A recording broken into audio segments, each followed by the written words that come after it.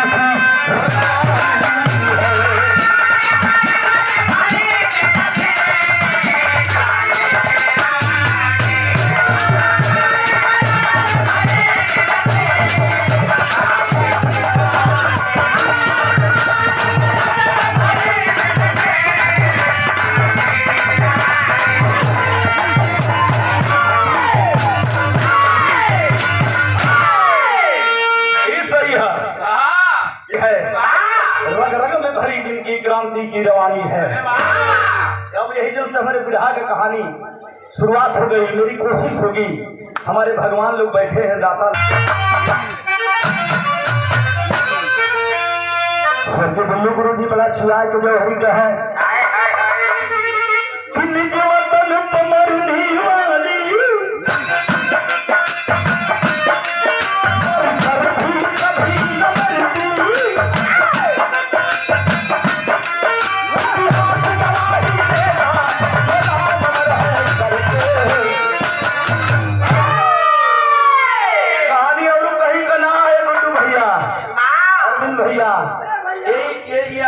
पहले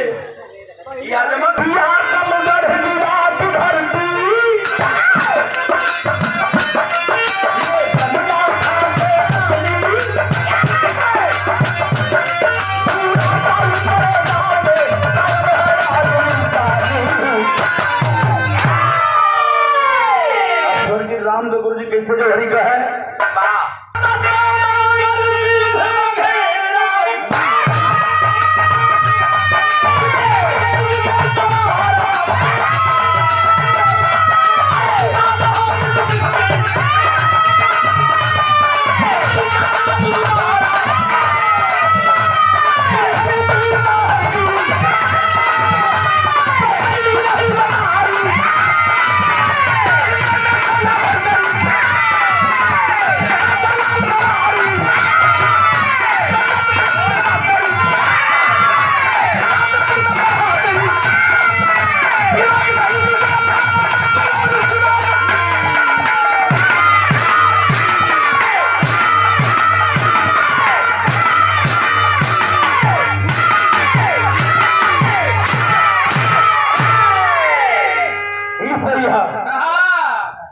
नाम वीर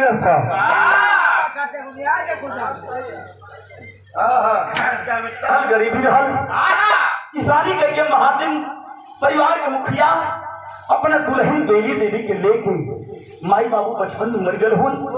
आज मनुवादियन के तंगी से अपने परिवार को प्रवेश करते धीरे धीरे समय बीतल, शादी भइले बेली और बेली देवी और महाजन के शादी भइले 7 साल बीत गए।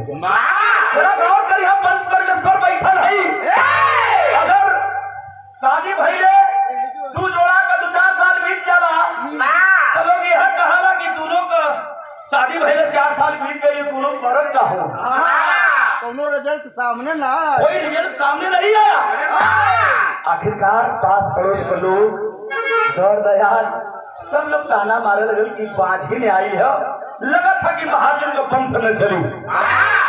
आए हो माई, आए हो भगवान, जाके कोने में घर के कोने में बेली देवी रोए, हे भगवान हे दाता हमारा अचरा न भरी, हमसे लोग 5 ही कैसे बुलावेला।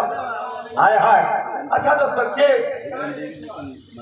और बेली देवी का अक्षरा भर गई। प्रमाण मिला मेरे बाबूजी की 9 महीना 10 दिन के बाद आज वह गर्भवती बेली देवी सुंदर पुत्र रत्न को जन्म देती है।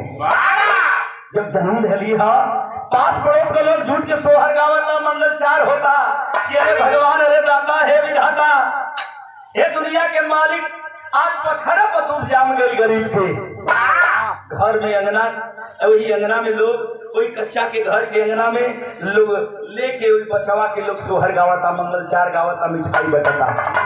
अच्छा तो माई बाबू का सपना होला कि हमारा आँखी का तारा हमार बेटी बेटा पढ़ लिख के साहब engineer doctor DM SP collector बने। बाबा साहब ने कहा था शिक्षा वह शेरनी का दूध है जो पिएगा वह गाड़ी लड़का। छोटे खुली रह दुतला भाषा में बोले ये भी दरवाजे पावत करता पा लगी ये भी सुने कहे कि हमारे बेटा माई बाबू बढ़िया संस्कार दिले वो लड़का के धीरे धीरे माई बाबू का सपना हम कि हमारे बच्चा पढ़े जाए छोरा पटरी माई बाबू लिए लड़का सौदागर के पढ़े भेजलन पढ़े भेजलन। एक दिन मास्टर साहब स्कूल में इतिहास पढ़ावत रहे कुर्बानी के बाद देश आजाद हुआ आराम चल जाना वाले पाग में गोली चलवाया था। जानते हो बच्चों इस मेले में हजारों लोग को मारा था जनरल डायर धोखे से 10 राउंड में 1550 गोली चलवाया था जनरल डायर। अच्छा तक क्लास में कई लड़का हो ना लेकिन के दिमाग में बात समूह अच्छा धसेले कोनो के ना धसेले। अच्छा मैं बड़ा 2-3 किस्म का कोनो पढ़े में तेज होला कोनो लेके आयल बाबूजी चरपाई पर बैठल हवन जाके वही चरपाई के पास में हंस के वो लड़का अपने पापा अपने बाबूजी से किसान गरीब मजदूर बाप से एक बात कहलस। यह जो गीत लगल मारी खन गीत बा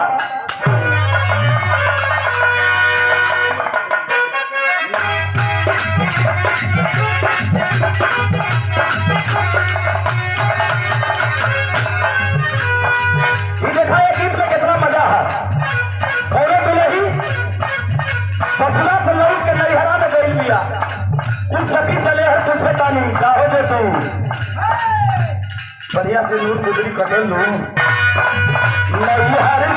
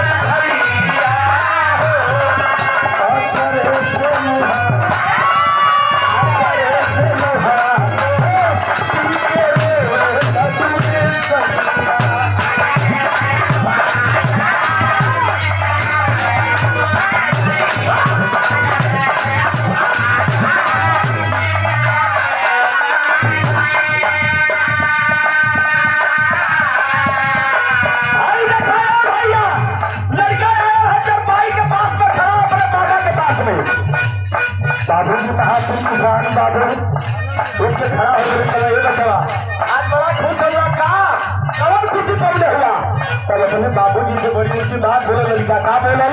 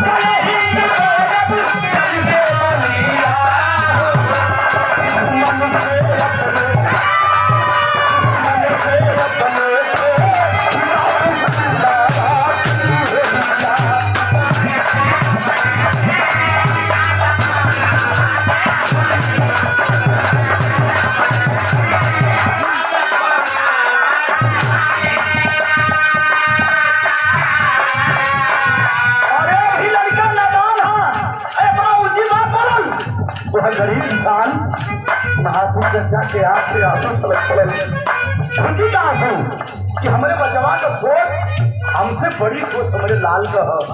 चला बचवा फौजी बनना चला। हाँ पापा कहना से अपने पिताजी से बात और कहता है। क्या कहता है लड़का?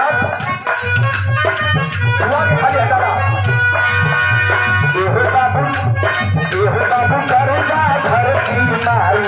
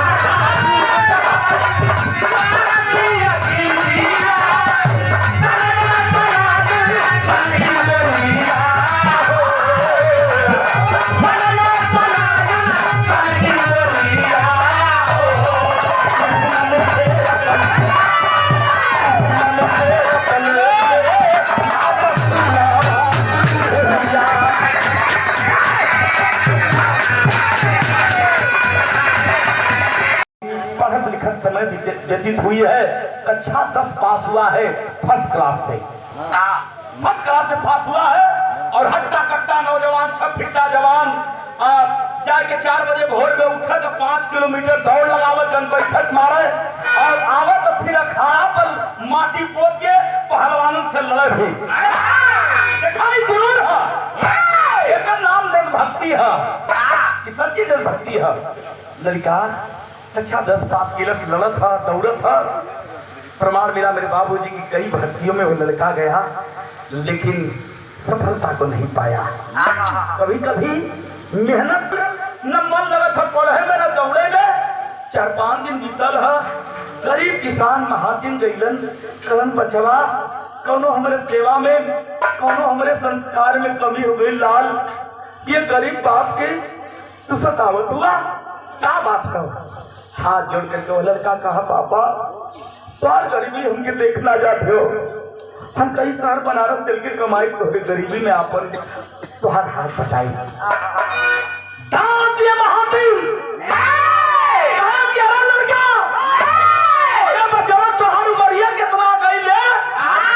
तू अपन हौसला छोड़ देला। हालांकि देश के खातिर गर्दन कटा दे तो यह सुनने के लिया तैयारी करा जा, हम जिंदा है। तैयारी करने लगा लड़का। उसी बीच में एक दिन सौदागर का मम्मा जिसका नाम है चतुरी, बड़ा दिन के बाद आया ही कहूँ कल पहुना बड़ा दिन के बाद आई, लेकिन एक सपना थे मन में इच्छा है और हमारे बात लगे थे मनवा तू कल कहा कल तू जाने के लिया कल के हम तो चिन्हत ना, लेकिन प्रणाम आप लोगों के है। कल के नहीं कि भैया के लड़की है, बड़ी संस्कारी है, अब पढ़े में बड़ी अच्छी है। सोच रही है कि सौदागरा का भैया अपने बहनवा का भैया के लड़किया से कह दी। कई भर्ती में कल हमारे बहनवा भर्ती ना हो पौले कहा जानी के आपस में दुल्हा दुल्हन दोनों जोड़ा का अगर मिलन हुई तो जो दबाई किस्मत का तो खुल जाए। कलम उठ के खड़ा हो गया महादेव कलम की मर्दवा रही गई एकदम से गंवार। अरे लड़का तैयारी कर सब पढ़त लिखा तो पढ़ेगा तोहरा भाई ने बियाह करी। हाँ चतुरी उछलन जाए लगे कहत तुहरी बियाह के जाए लगे कहना काट का जली तो सीरियस है ले लेला। अरे तोहरा भाई ने हम बियाह करना धूमधाम से लड़का का बियाह करना। देखा संस्कारी लड़का पिता के बातों को नहीं डाला। पिताजी अपने सार के कहला पर वो सौदागर का बियाह धूमधाम से कर देने। स्त्री देवी दुल्हन जब घर में कदम रखती है बाबूजी, लक्ष्मी होती है बेटी। जब लक्ष्मी रूपा पतो जब घर में कदम रखती है तो 6 महीना बीतत बीतत देखा बाहर आई तो बाहर वाली गीतियों लगल मारी। कौन गीत?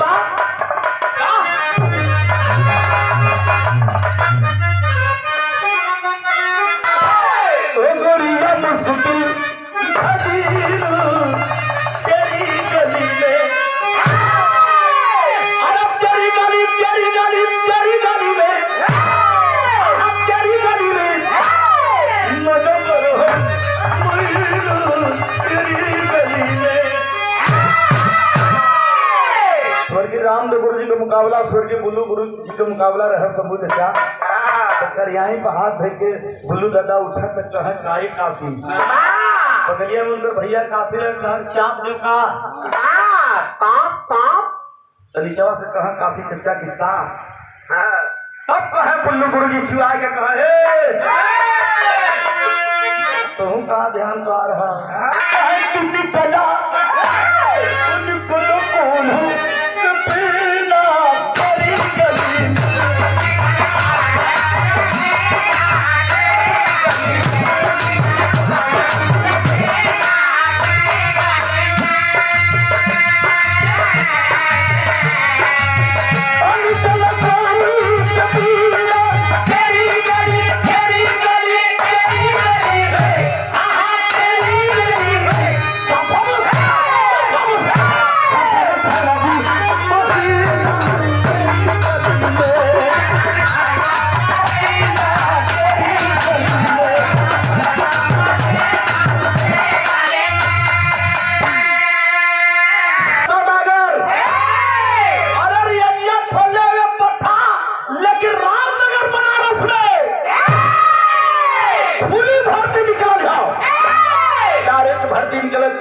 किस्मत का जमाइश कर दे जा। आज बात मान लिया वह लड़का अपने साथी पवन यादव का और निकल पड़ा सर्टिफिकेट लेकर के और चला है तो पहुंचा कहा रामनगर बनारस में खुली भर्ती में सही समय सही वक्त पर पहुंच गए। जब सही समय सही वक्त पर पहुंच गए हट्टा कट्टा छपिट्टा पहलवान दौड़ का पारी आई है दौड़ लगाया जवान तो प्रमाण मिला मेरे बाबूजी हौसला जिसका बुलंद है कांटे कितने हो राहों में वो अपने रास्ता को तय करता चलता है। एक्सीलेंट और मार्ग खड़ा हो कंपनी कमांडर देखल हो गया। हाय हाय जब इतना बतिया सुंदर से देखा कवि जी बड़ा ऊंचा भाव लिखलन का भाव लिखलन भाई ले भारती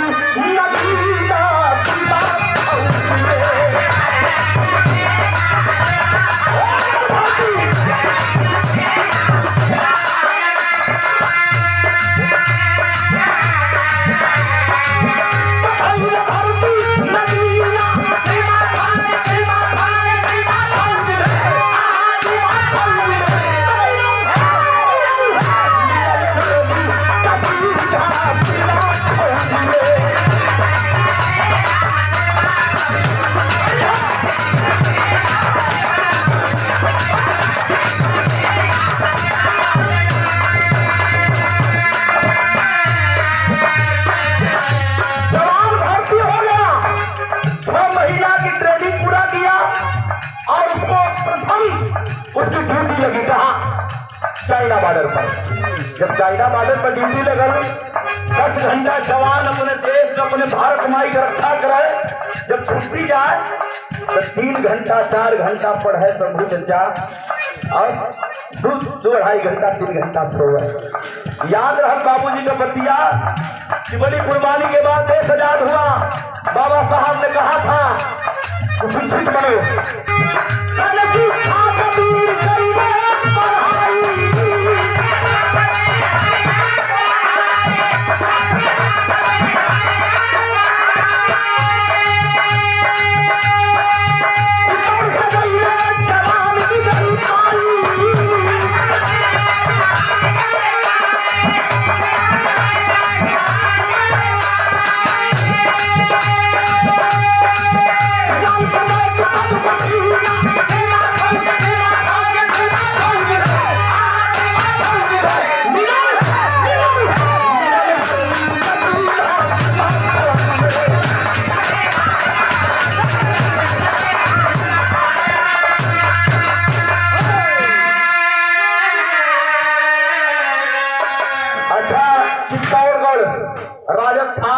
परीक्षा दिया और परीक्षा में भी पास हो गया जवान। अब तो सिपाही से हवलदार हो गया, उसका प्रमोशन हो गया। शिक्षा में इतना पावर है साहब कि शिक्षा हर ताला की चाबी है। लाल नायक पद पर हासिल हुआ जवान, घर चिट्ठी लिख के भेजा था अपने माई बदे, अपना बाबूजी बदे, अपना दुल्हन बदे। बाबू बदे लिखा था कि पापा शहर बचवा अब सिपाही से हवलदार हो गई। माई रे हमार प्रमोशन हो गई। ए दुल्हन तोहार प्यार इतना है कि हमार प्रमोशन हो गई। अब लांस नायक पद लगत है कर्नल भी हो जाए। सपना सजावत है जवान, भारत माँ की रक्षा भी कर रहा है और पढ़ाई भी कर रहा है। धीरे धीरे समय बीता, मेरे बाबूजी चाइना बॉर्डर पर चिट्ठी दे रहा है जवान। खुफिया एजेंसी हेडक्वार्टर से खबर मिली है कि चाइना के कुछ घुसपैठी हमारे देश में चोरी से घुसने वाले हैं। जवान जब सुना है कहा कि किसकी मजाल है जो छेड़ दे दिलेर को, किसकी मजाल है जो छेड़ दे दिलेर को, जिसमें कुत्ते भी काट लेते हैं शेर को। जवान चलल है और तिरंगा झंडा लेके जब चलल तो यहाँ तेरी के भाव खत्म कर गई से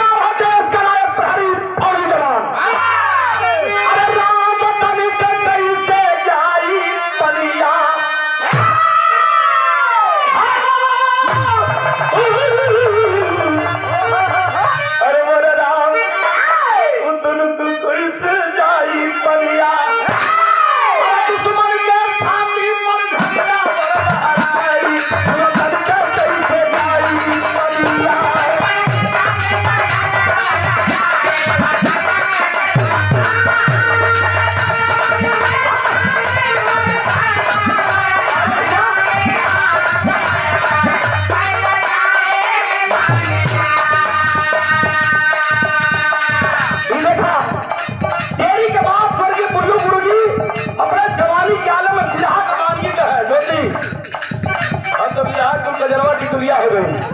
लेकिन हाई पानगी घमंड ना, हमारे संकष्टी कलाकार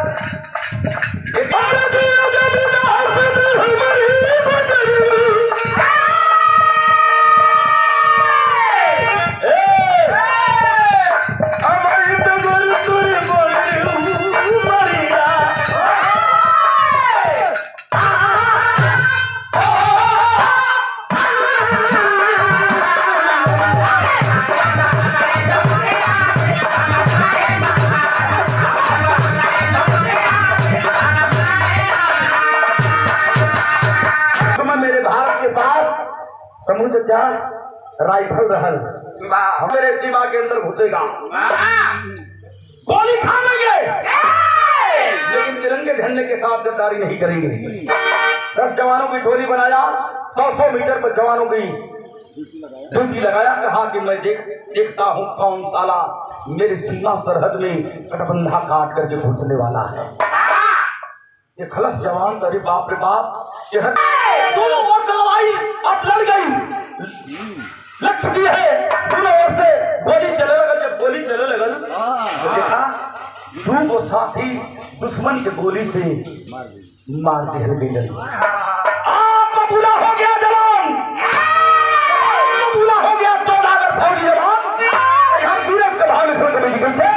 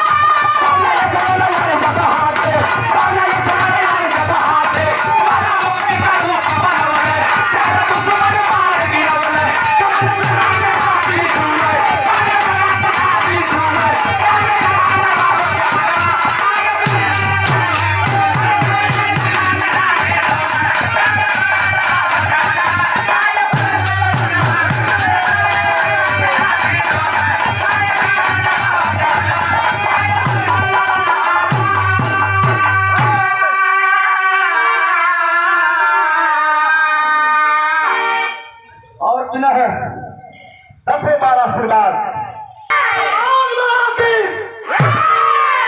मन के सीमा सरहद में पहुंच गया। गोली जितना रहल वो तो खत्म हो गई, तर गोली चलावत था। अब देखा हौसला पहलवान रहबा कर जे के ढोलिया पाट पे चढ़ा के दूध पटका असंगिरिया जब लगल हर खलवा में इसी नाव में घूम गए।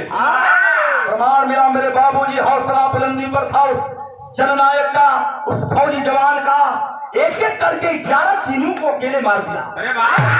जब अकेला मरला था और जितना चीनिया तो साले रहना चीनी फौजी भाग के खड़ा भइला 200 मीटर और। अरे ये कौन आया है? लगा था कौनो, लगा था 10-20 छोरन के सी के साला लगा इंडिया भेजा। एक फल चाइना के पास रहा। उसके सैनिक भी बहुत ज्यादा थे और उसका हथियार भी बड़ा था। देखा जवान सौदागर है आजमगढ़ वाला हो, बोझा बनौलत 11 हथियार SLR हथियार के, अब बोझा बना के काठी पर लाद के दौड़ करके अपने सीमा सरहद में प्रवेश कर गया। अरे बाप रे बाप, कंपनी कमांडर जब देखल था दूरही से कि अरे कोनो लकड़ी काट के आवत है लकड़हारा।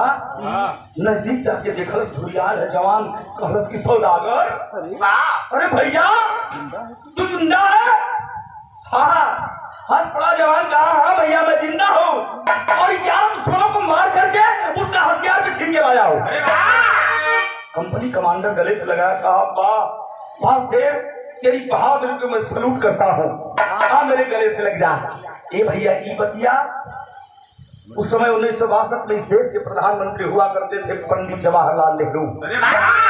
उनके कान में खबर गई कि एक उत्तर प्रदेश आजमगढ़ का रखवाला तिरंगा झंडा दुश्मन के सरहद पर लहराया है और अकेले 11 चीनियों को मार करके 11 SLR हथियार इंडिया को दिया है। तो मैं उस जवान को देखना चाहता हूँ और अपने गले से लगाना चाहता हूँ। तब के प्रधानमंत्री में अब के प्रधानमंत्री में बहुत अंतर है। 4 घंटा लगल आपके प्रधानमंत्री के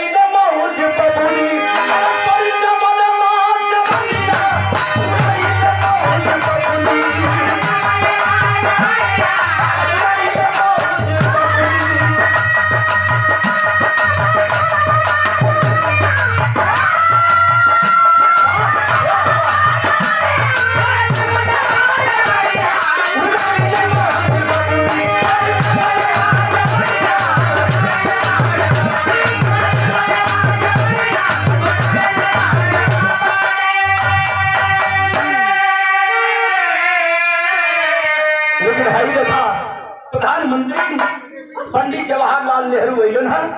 एक तरह मंच लगल है, माइक लगल है, पंचो जे अनाउंस करत रहल कहन की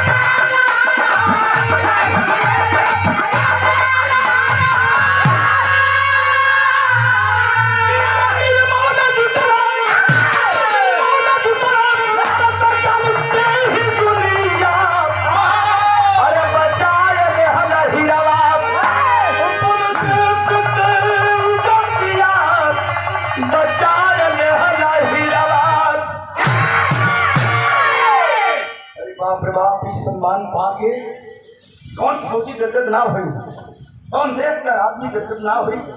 हमके प्रधानमंत्री देश का प्रधानमंत्री उनके गले में बोला, शाबाशी देते हैं, जाओ जवानों, मैं तुझे सलूट करता हूँ और सरकार आपके साथ है। जो करना है दुश्मन को अपने मन से जवाब दो। सम्मान पाके जवान बड़ा खुश होन। छुट्टी मिलल 1 महीना के जवान के, जाओ रेस्ट करके के आओ परिवार में। 1 महीना के छुट्टी काट के जवान गया है, फिर कमान संभाला, ड्यूटी संभाला। धीरे धीरे मेरे बाबूजी समय कौन आई, दूसरी पोस्टिंग होती है जवान की। पहली पोस्टिंग हुई थी 1962 में चाइना बॉर्डर पर, और धीरे धीरे 3 साल बाद अब 1965 आ गया, दूसरी पोस्टिंग उसकी होती है जम्मू कश्मीर के वादियों में। एक तरफ चाइना खड़ा है तो दूसरी तरफ साला पाकिस्तान खड़ा है। 1965 में चढ़ाई करने लगा पाकिस्तान, तो उस समय जवान छुट्टी घरे आ रहल, अपने दुल्हन अपने माई बाबू के संग छुट्टी काटत हो। 16 दिन छुट्टी बीती है, अभी शेष छुट्टी बाकी है, तब तक तार आ गए जम्मू कश्मीर के हेडक्वार्टर से। जितने जवान छुट्टी पर गए हैं सभी जवानों की छुट्टी कैंसिल की जाती है। सौदागर पीर बघेरा, जल्दी चले आओ, कश्मीर की वादियों में भारत माता तुझे पुकार रही है, लड़ाई लग चुकी है। जवान सवेर भैया वर्दी टोपी पहिर के, बूट पहनल, वर्दी टोपी लगा के घरवा से निकल चाहत अपने माई बाबू के चरण पकड़। दुल्हन स्त्री देवी अंगनवा में बर्तन माजत रहली, और बर्तनवा छोड़ के भागल अली कही कि हमारा सैया करो सादा ड्रेस में पर बजारे जात रहन, आज काहे वर्दी पहिर के जात हो, हमसे कही के ना जात हो। आकर के दुल्हिया छेक ले बाद दुल्हन आंखों में आंसू लेकर के अपने फौजी जवान सैया से बात कर ली, सैया कहाँ जात हुआ, हमारे कलेजा दल करता, हमसे कहीं के ना जात हुआ, कहाँ जात हुआ। तब हंस पड़ा वह वीर फौजी जवान, अरे दुल्हन, अरे वीर की दुल्हन रोती नहीं है, हंस के विदा करती है, मत रोआ। हाई वर्दिया खातिर हम जातिला तो सुना कि वर्दिया के पाव खातिर हमार बचपन का तमन्ना रहल। झिझिया में जवान अपने दुल्हन के समझावत ह, का कहलन बाबू,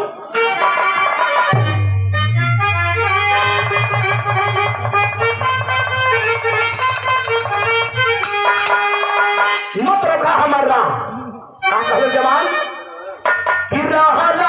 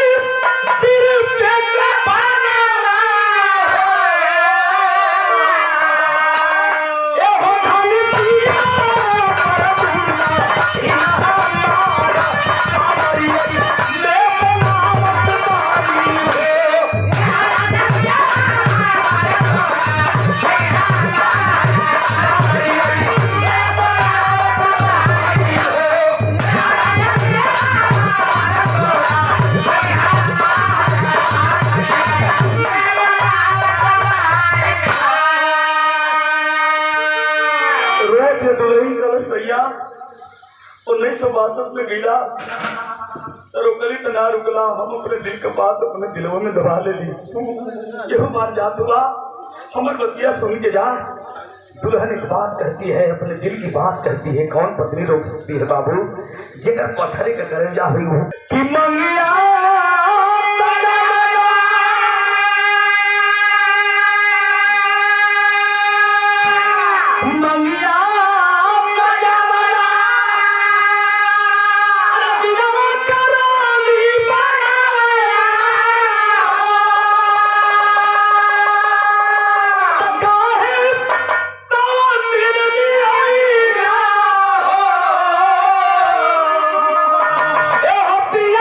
Oh!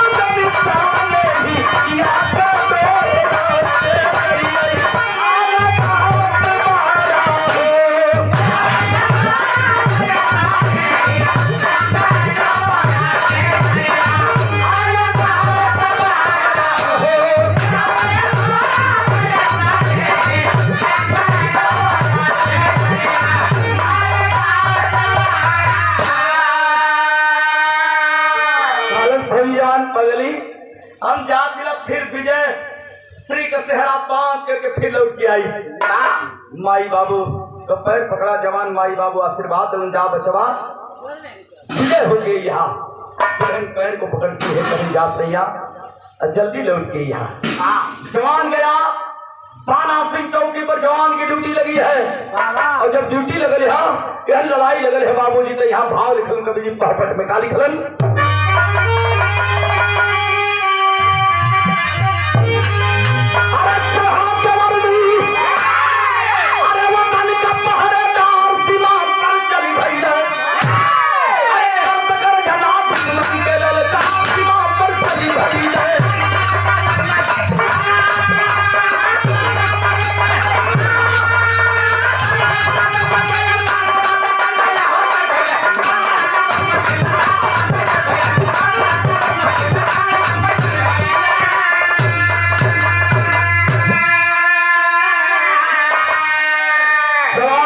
कहा कि अरे पाक तेरा ना पाक इरादा मैं ध्वस्त करूंगा। अरे दिल है हमारा काफिर जो आगे कदम बढ़ाओगे, सीधा भर देंगे, भाई नगर टकराओगे। अरे इनकलाब के अरे करतबीर जयकार अरे चल के मौत है उठा लिया, अरे हथियार सीमा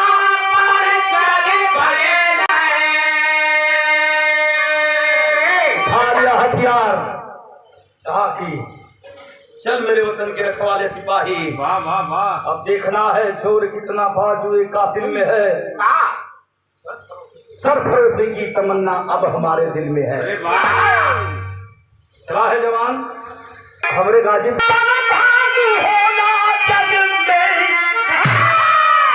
अरे यही मानव के जन्म भारत